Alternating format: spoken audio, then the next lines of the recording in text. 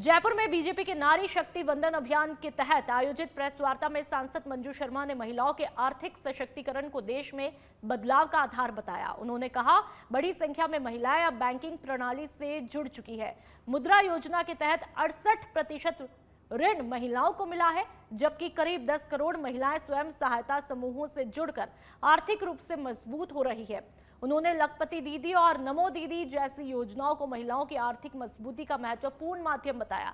साथ ही उज्ज्वला योजना के तहत महिलाओं को स्वच्छ ईंधन उपलब्ध कराए जाने का भी उल्लेख किया।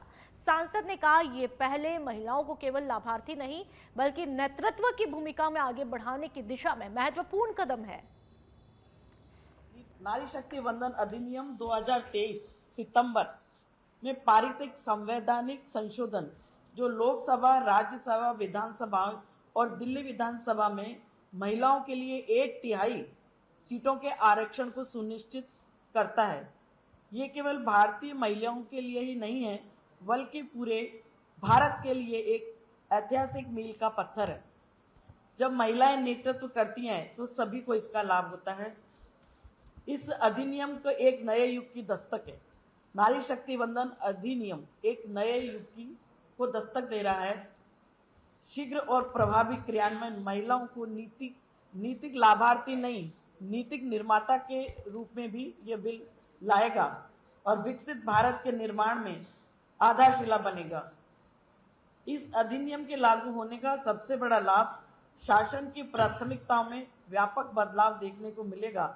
जब निर्णय प्रक्रिया में महिलाओं की भागीदारी होगी तो शिक्षा, स्वास्थ्य, पोषण, सुरक्षा, जल और स्वच्छता जैसे विषयों के अधिक प्राथमिकता के साथ सामने आते हैं।